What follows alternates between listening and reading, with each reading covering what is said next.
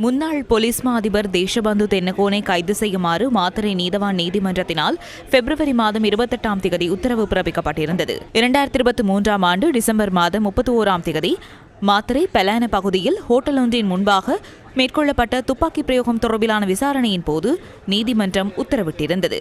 முன்னாள் போலீஸ் மா அதிபர் உள்ளிட்ட 8 பேரை கைது செய்யுமாறு நீதிமன்றம் உத்தரவிட்டிருந்தது. හිටපු පොලිස්පතිවරයා ඔහු අත්අඩංගුවට ගැනීම සඳහා முன்னாள் போலீஸ் மாதிபரை கைது செய்வதற்கு பல போலீஸ் குழுக்கள் நியமிக்கப்பட்டு அவர் தங்கியிருந்த இடங்களை சோதனையிட்ட போதும் அவர் சட்டத்தை மதிக்காமல் தலைமறைவாகியுள்ளார்.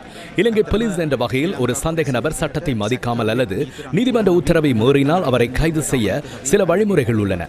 அதன்படி அவர் தங்கியிருக்கக்கூடிய அனைத்து இடங்களின் தொலைபேசி பதிவுகளையும் சரிபார்த்து சாதாரண சந்தேக நபரை போன்று அவரை கைது செய்வதற்கான நடவடிக்கையில் ஈடுபட்டுள்ளோம். அவர் எமது முன்னாள் போலீஸ் மாதிபர் என்ற விடயம் அங்கு இல்லை. அவருக்கு எதிராக நீதிமன்ற உத்தரவு பிறப்பிக்கப்பட்டுள்ளது. எவராவது அவருக்கு உதவியாக இருந்தால் தண்டனை சட்டப்பிரிவு 209 கீழ் அவர்களை தொடர்பு கொண்டு நடவடிக்கை எடுப்போம். மேலும் இது தொடர்பாக ஏதேனும் தகவல் இருப்பின் எங்களுக்கு அறிவிக்க முடியும். நமது குற்றப்புலனாய்வு பிரிவினரின் விசாரணைகளின்படி அவர் நாட்டை விட்டு வெளியேறியதாக தகவல் இல்லை.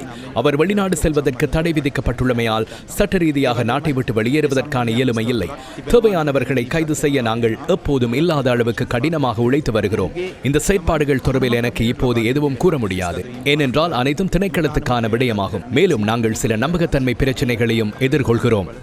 මේක සමස්ත දෙපාර්තමේන්තුව සම්බන්ධයෙන්මත් විශ්වාසනීයත්වය සම්බන්ධයෙන් යම් ගැටලුවක්කට මුහුණ දීලා තියෙන හින්දා